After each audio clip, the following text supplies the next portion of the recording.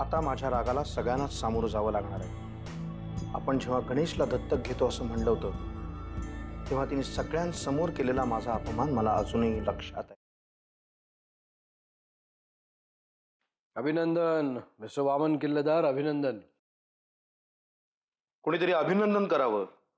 अशा घटना माझ्या आयुष्यात फार कमी वेळेला घडतात। आता वारंवार घडतील, कारण वामन किल्लेदार आता रमावती सहकारी बँकेचा चेअरमन आहे। अच्छा, म्हणजे ठरलं का सगळं? मी मनावर घेतलं म्हणजे होणारच ना। मी आजच आडारकरांशी बोललो आणि सगळ्या फॉर्मॅलिटीज पूर्ण करून घेतल्यात। कुठलीही अडचण येईल असं मला तरी वाटत नाही। बोर्डाला सगळ्या रेकमेंडेशन्स पाठवल्या होत्या, त्या त्यांनी अप्रूव्ह केल्यात असंही कळलंय मला। थँक्स दादा। मला जेवढं अपेक्षित होतं त्यापेक्षा कितीतरी लवकर ही चेअरमन पदाची माळ माझ्या गळ्यात पडली। अजून बरंच काही पडणार आहे तुझ्या गळ्यात। म्हणजे मान मरातब, कौतुक। दादा, मी काम करणारा एक सामान्य माणूस आहे। मला या कौतुकांमध्ये गौरवांमध्ये अजिबात रस नाही। मला फक्त माझं काम चांगलं करून दाखवायचं, बस। काम करून दाखवायचं म्हणजे नक्की काय करायचं? बँक झाडून दाखवायचे की अकाउंट्स टॅली करायचे? प्रत्येकाचं काम त्याच्या कुवतीप्रमाणेच ठरलेलं असतं। ती चौकट मोडण्याचा प्रयत्न कोणी करू नये। तुला काय म्हणायचं? मला माझ्या कामाच्या पद्धतीला काही चौकटी आहेत का? चौकट असण्याचा तू वेगळा अर्थ काढू नकोस वामन। चांगल्याच अर्थाने म्हणतोय। नाही म्हणलं तरी जबाबदारीचं भान वाढवणाराच हा कसोटीचा काळ आहे। त्यामुळे तू जे काही म्हणतोयस ते पटतंय मला।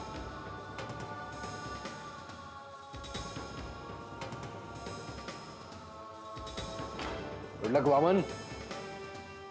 Finally you made it.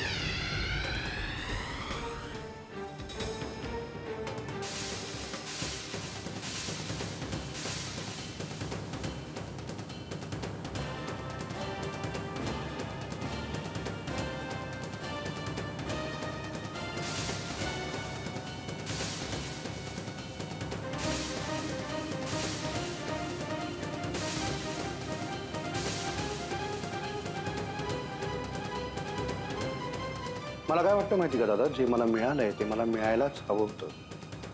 कदाचित ह्याच क्षणासाठी मी जिवंत आहे। असं काही नाही वामन। जन्माला येणारा प्रत्येक माणूस आपापलं नशीब घेऊन येतो। त्यापेक्षा जास्त किंवा कमी काही मिळत नाही त्याला।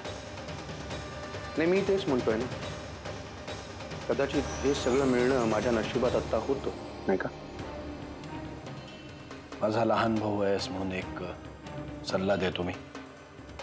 कारण बँकेचं हे क्षेत्र तुझ्यासाठी खूपच नवीन आहे। येणारा प्रत्येक दिवस काहीतरी नवीन घेऊन येत असतो। त्यामुळे सावध राहा। मला नाही वाटत गेल्या काही दिवसांपेक्षाही जास्त वाईट दिवस तर याच्या पुढे येतील। ठीक आहे, उद्यापासून तू चेअरमन पदाचे सूत्र सांभाळू शकतोस। तुझ्या भावी वाटचालीसाठी माझ्याकडून शुभेच्छा। थँक्स। तुझ्या शुभेच्छांची गरज आहेच मला। कारण देव न करो असा एखादा वाईट दिवस आलाच तर तू माझ्या पाठीशी उभा असशील अशी अपेक्षा करतो।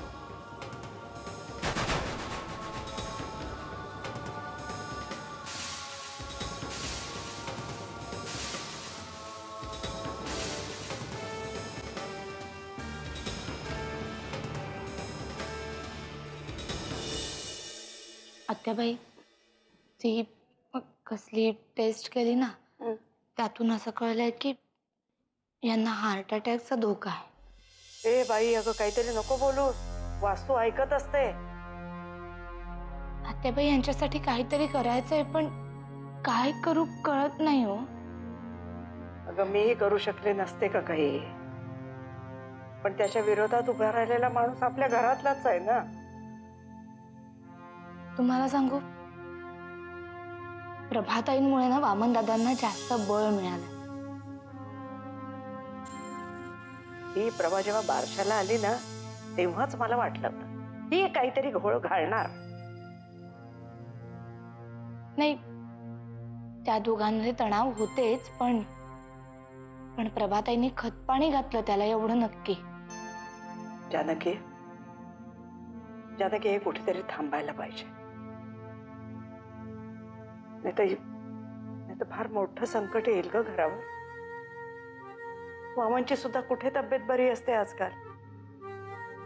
खरं तर सगळ्या घराला हसवत असायचा तो, त्याच्यामुळे तर प्रसन्न राहायचं हे घर. आणि आता बघ ना स्वतःची काय अवस्था करून घेतली आहे ती. अमृताताईचा फोन आलाय, तिला बोलायचंय तुमच्याशी. हा हा, अगं अमृता, काय कशी आहे थंडी? किती स्वेटर घातलेत? अगं काय एकावर एक स्वेटर घालायला लागले की काय? आणि थंडी कशी आहे? बोलता तरी येत आहे का? दात वाजतायत कडकड कडकड? काय नाही ग, खूप मजा करा हा दोघी जणी, खूप मजा करा. इकडची काही काळजी करू नकोस, कळलं ना? इथे अगदी सगळं ठीक आहे. हा, अगं थांब, जानकीशी बोल, जानकीशी. हॅलो, कशी आहे? हो, युगंधराबाई कशा आहे? मग तू गेली होती का त्या मीटिंगला? काय आहे, तू काश्मीर फिरत होतीस? माहितीये, तेवढ्यासाठी गेली होतीस ते. काळजी घे, आणि तुझी खूप आठवण येते, लवकर परत ये. हो, चिऊ आणि माऊ सुद्धा खूप आठवण काढताय, लवकर ये, आम्ही वाट पाहतोय. हो, ठेवते मग. हा, अच्छा, हा.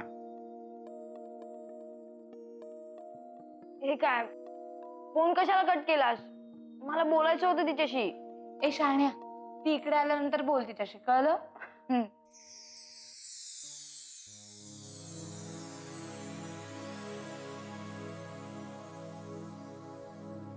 अगं बाई, आता नाराज झाला ग? नाराज नाही, फार शहाणा झालाय आजकाल.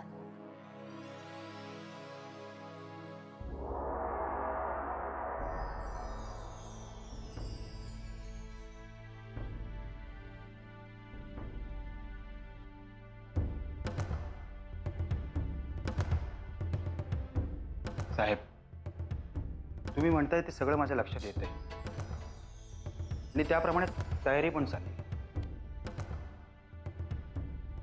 पण तिथे ऐनवेळी नेमकं काय घडणार आहे या बाबतीत थोडासा आशंका आहे. वागणीस, या वेळेला आपल्याला थोडंसं सावध राहावं लागणार आहे. पण एकच गोष्ट लक्षात ठेवा, वामन माझा सख्खा भाऊ असला तरी त्याला माफी नाही. म्हणूनच जरा टेन्शनमध्ये मी. दुसरं कोणी असतं तर तुम्हाला विचारलंही नसतं मी. आता नीट ऐका वाकणीस. वामन उद्या सकाळी रमावतीला निघेल बँकेच्या चेअरमन पदाचा चार्ज घेण्यासाठी. तो जेव्हा रमावतीमध्ये पोहोचेल तेव्हा आडारकरांचे समर्थक त्याच्या गाडीला घेराव घालतील. जागोजागी त्याच्या निषेधाचे होर्डिंग्स, पोस्टर्स लागलेले असतील. घेराव जबरदस्त पडला पाहिजे. पण साहेब, गाडीमध्ये वामनरावांबरोबर अहिल्याबाईंनी पण असतील ना? आडारकरांच्या समर्थकांना आधीच सांगून ठेवलंय, गाडीतल्या कुठल्याही व्यक्तीला काहीही झालं नाही पाहिजे. जे खरे साहेब, पण ऐनवेळी काय झालं तर काय करणार? म्हणूनच तर वाकणीस तुम्हाला सांगतोय मी, तिथून लांब कुठेतरी तुम्ही थांबा. आपला एकही कार्यकर्ता तिथे कुठेही सापडता कामा नये. या प्रकरणातला माझा सहभाग कधीही उघड होता कामा नये. आणि जे काही घडेल तो फक्त एक भावनांचा उद्रेक वाटला पाहिजे. साहेब, पण समजा विक्रांतची माणसं तिथं आली तर? खूप झालं त्याचं कौतुक. कोणालाही सोडू नका. पोलीस, प्रशासकीय अधिकारी सगळ्यांपर्यंतच निरोप पोहोचलेले आहेत. हो साहेब, पण विक्रांत हा सत्ताधारी पक्षाचा पदाधिकारी असल्यामुळे पोलीस किंवा प्रशासकीय अधिकारी त्याला हात नाही लावणार. वाकणीस, त्याच्या जन्माच्या आधीपासून मी रमावतीतली सत्ता सांभाळतोय. राजकारण त्याच्यापेक्षा मलाच जास्त कळतं. एकच लक्षात ठेवा वाकणीस, आपल्याला फक्त वामनला धडा शिकवायचा आहे. आणि असा धडा शिकवायचा आहे की फिरून परत त्यांनी तोंड वर नाही काढलं पाहिजे. निघा तुम्ही. ठीक आहे.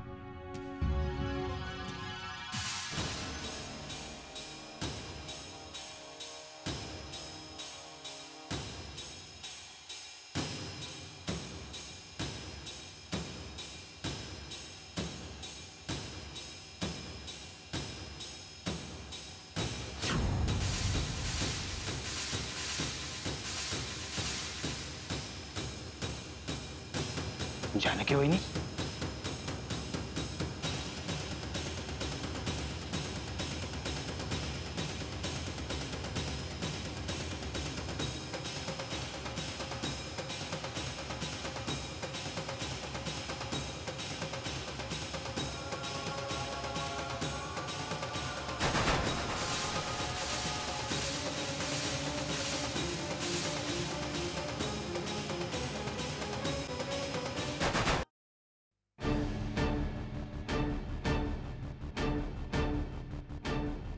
हे तुमचं राजकारण आहे तर.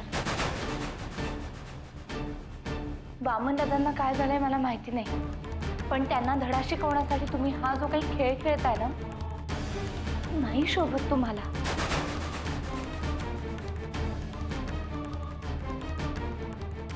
तू यामध्ये पडू नकोस जानकी, कारण वामनने जे काही राजकारण केलंय ते कुठल्याही नैतिकतेचा भाग नाहीये. आणि अशा राजकारण्यांना धडा शिकवणं मी माझं कर्तव्य समजतो. वाकणीस, निघा तुम्ही. सगळं ठरल्याप्रमाणेच झालं पाहिजे.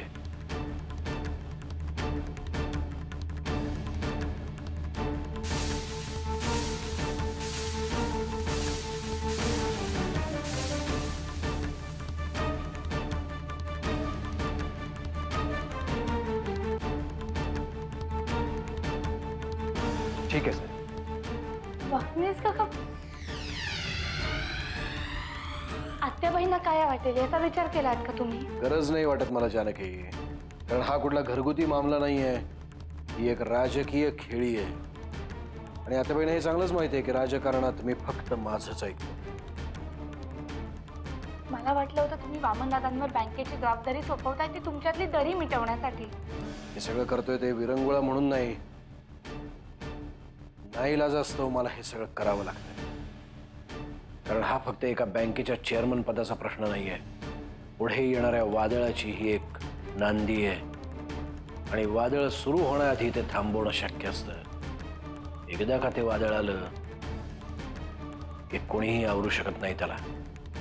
वामनदादा असं कुठलं वादळ घेऊन येणार आहेत घरात? या सगळ्याची व्याप्ती मी तुला कितीही माझ्या शब्दात सांगायचा प्रयत्न केला तरी कळणार नाही जानकी. त्यामुळे जस्ट वेट अँड वॉच. मी कितीही सांगितलं तरी तुम्ही माझं ऐकणार थोडीच आहात. जानकी, मी सांगितलं तर वाईट वाटून घेऊ नकोस, पण नीट ऐक. ही बँक खरं तर मी त्याच्याचसाठी सुरू केली होती. विचार त्याला. पण आळस झटकता आला नाही त्याला. आणि आता तीच बँक माझी आर्थिकदृष्ट्या सगळ्या गोष्टींमध्ये महत्वाची ठरायला लागल्यावर अचानक त्याला त्यामध्ये इंटरेस्ट कसा निर्माण झाला, असा प्रश्न नाही पडला तुला? त्यामुळे मला माझ्या सगळ्या गोष्टी माझ्या पद्धतीने करू दे. त्यात ढवळाढवळ नको.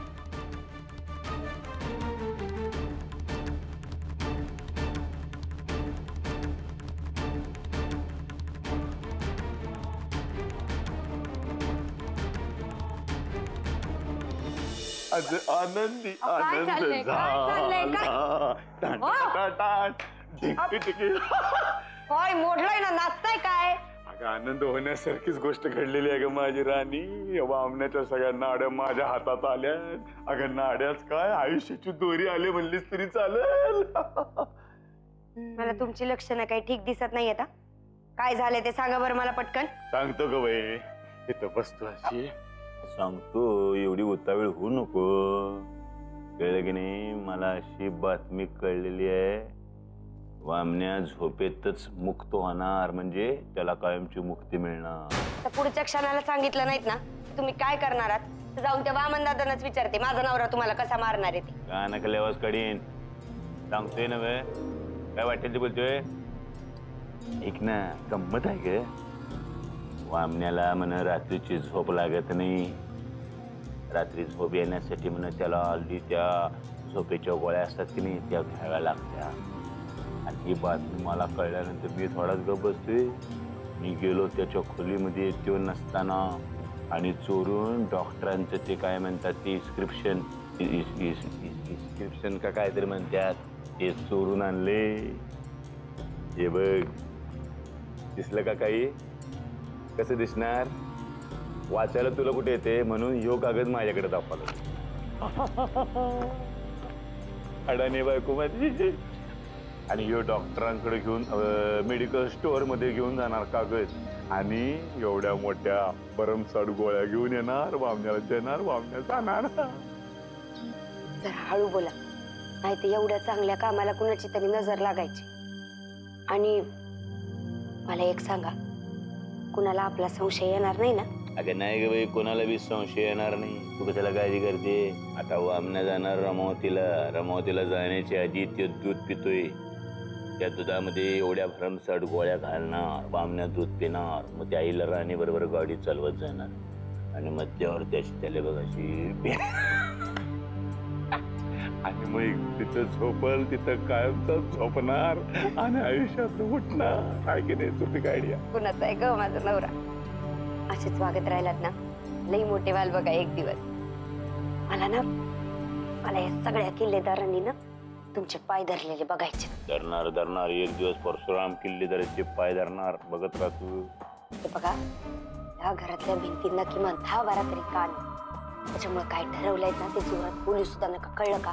तिची तू काळजीच करू नको ग. फक्त माझ्यावर नाही, कुणावरच संशय येणार नाही. आणि वामण्या झोपेच्या गोळ्या घेऊन झोपतो हल्ली. या टायमाला त्यानं जरा जास्तच गोळ्या घेतलेल्या असल्यामुळे कायमची झोप लागलेली आहे असा डॉक्टर निष्कर्ष काढतील. अरे किती आनंदी आनंद झाला.